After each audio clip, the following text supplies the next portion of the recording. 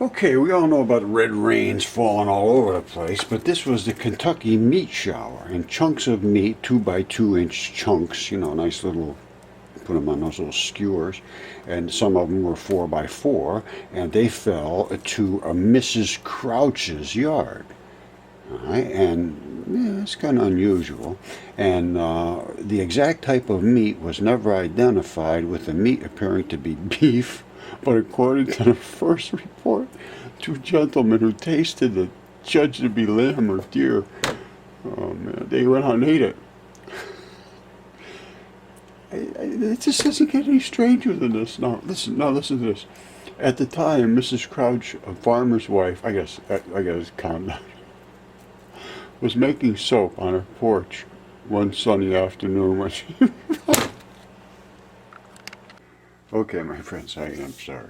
All right, so anyway, Mrs. Crouch is making soap on her front porch, and she sees a piece of meat falling from the sky. It's kind of unusual. So the meat looked grisly, according to Mrs. Crouch, and her husband believed the event signal. Well, it could have signaled a sign from God. Yes, absolutely. A similar event was later reported in Europe. The phenomenon was reported by Scientific American and the New York Times, several other publications at the time.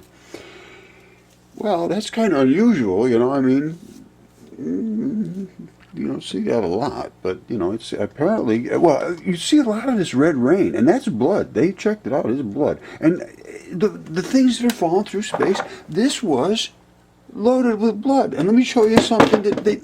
No clue. They look at these things and have no clue what they're looking at.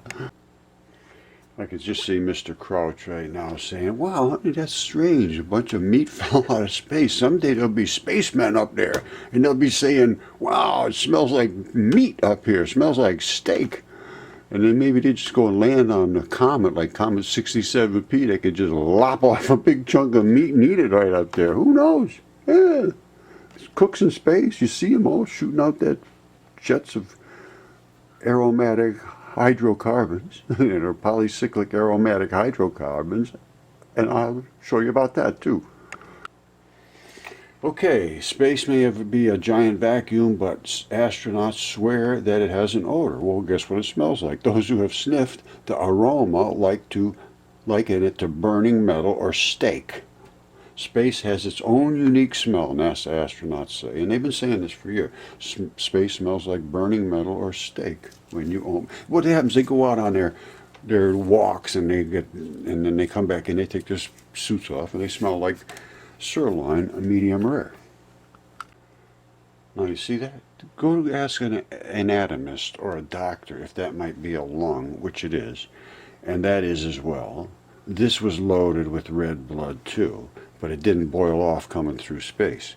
What happened, this came out of space, it smelted identical to if you put a lung in a smelter, in a forge, a foundry, and you heated it so excessively that it drove off all the organics and left the iron. You could see the holes. You could see actually the red blood here and there. And they all come through like this. Hearts, lungs, all that stuff. Meat, Kentucky meat shower, blood. It's all, it's what it is. I didn't make those rules, but those are the rules. All right, we all have arteries and veins. Arteries are red. In us, that's where red blood flows through, oxygenated. It has a certain chemistry that makes it red.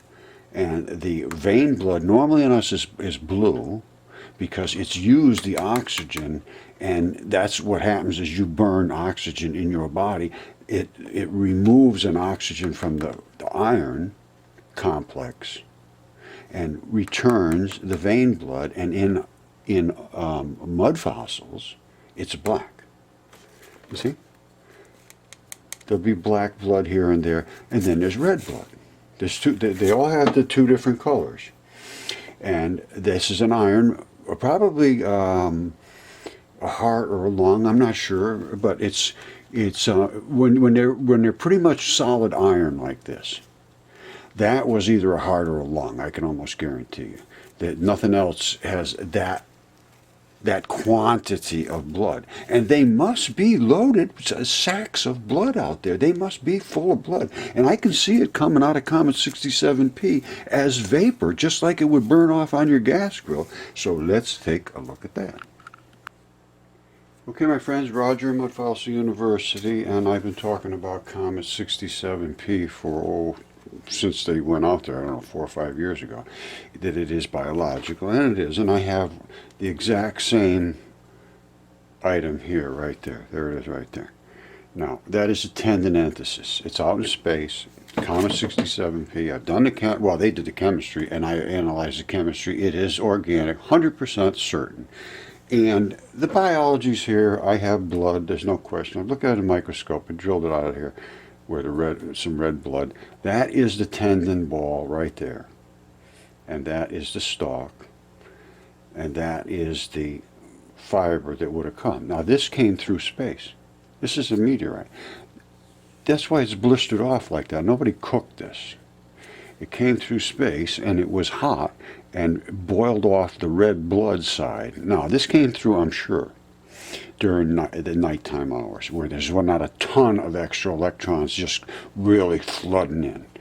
But it cooked off all of the organic stuff and left the really tough internal, matrix. And that thing is tough. Those are like, poof. And that's the stalk. There it is right there. All right, so let's go a little deeper. Okay, remember, that's the tendon ball and the stalk, and that's the tendon ball for Comet 67P. Now, there's red blood everywhere, and there's little tiny blood vessels everywhere. And those little blood vessels make tubes that go down to service the tissues. When you boil them in the sun, they shoot out the rays right out of the blood vessels. They can go this way, this way, all in different ways because all those tubes are going different directions. It's not all just running past it because it's going through the air. They're being boiled off into the direction that they're pointed. Well, let me show you a better shot. It doesn't get more obvious than that. Look. Then these come out of here because that's what goes down to service the tendon ball. This is one coming out from the side over here. It's not like swishing through the air. These are being boiled. Those are boiled, and they know this. And I have the analysis of the gases. I'll show you that. They're polycyclic aromatic hydrocarbons, identical to what comes off your gas grill. Now I didn't do this. NASA did this, or whoever went out there, and they sampled the exact molecules that are coming off of those comas and so forth. Iron, all over the place. Sodium, silicon, carbon, hydrogen. CH is everywhere. What does CHs mean? Hydrocarbons. Fossil fuels, hydrocarbons. And guess what else they found? Okay, I suppose we need a little more evidence. Well, here's a little more evidence for you. Ever hear of pyrimidine? Probably not at your dinner table every night speaking about it, but guess what it is? It's an aromatic, heterocyclic organic compound. This is just basically what I'm talking about. Polycyclic aromatic hydrocarbons. Now, what are those all about? Well, you ever hear that word before? Nucleobases? Right? They're derivatives of this pyrimidine. And you ever hear that? Cytosine, thymine, and uracil? Well, it's DNA, my friend. And guess what? They just accidentally happened to find pyrimidine is also found in meteorites. But scientists still do not know the origin. Well, I know the origin. If they want to know, I can tell them. Just ask me. And here it goes down here. Look at this. Theoretical aspects. In March 2015, NASA Ames scientists reported that for the first time, complex DNA and RNA organic molecules of life, including those, have been formed in a laboratory under outer space conditions. So they think that's how it all started. No, it's the outer conditions is full of meat. Not that that's how it builds out there. Red giants, yeah, I can go along with that, but they're actual giants. All right, and I have giants and I have the DNA from them and everything else. And all of this is refused to be looked at. It's too spectacular, too it crushes reality. And I'm not saying it doesn't. I'm not fighting against that. I'm just saying I want to live in reality. All right? If you don't want to live here, that's fine. But I'm just going to state what reality is, because it's the world we live in now, and the people that make up their own realities is just absolutely phenomenal. That the minds of some people are so freaking weak that they just can't confront reality. Now, is that good or bad? I think it's terrible. But, and I don't mean to be nasty, but, stop and think, or then I do mean to be nasty, I guess. Anyway, it's been a long road, and it never gets easier. And it just seems to be more and more potholes and flat things that keep attacking me, and every kind of I get flat tires all the time on this road. So anyway, please be in reality with me. Try to find reality. See what you see in your eyes, and don't blind them and say, "Oh, I can't see that." No, no, no, no, that's not true. No, no, no, no, no. Think and look, and then present evidence to support your side. Not some statement that was made and told to you by somebody else. Because everything that you believe right now was implanted in your mind. I don't care who you are. If you don't, I see nobody that thinks for themselves. I honestly don't, and I shouldn't. I know it's nasty sounding, but it's not. It's just true. Somebody's going to tell you, here, you got to think that, and they could tell you anything, absolutely anything, and there's people that believe it. I mean, just absolutely anything, and then fight for that belief, and attack people that don't have that belief, but can clearly see what's in front of their eyes. And that's the reality we live in. Very distressing to people that like truth. All right? If somebody please get a hold of me so we can get this presented in a more rational way than I do it. I'm just sort of a guy that throws things against a wall, and just nothing has stuck so far, so... All right, I love you all. God bless you. Thank you. Bye. All right, I assume you understand I do have the giants and the mud fossils and all that. And this is the DNA test, and there's 3 of them done, and they were all conclusive for human mitochondrial DNA, exactly as suspected. The anatomists looked at it, the biology was there, the colors of the blood and all that business, and the anatomy was perfect, so it came out right.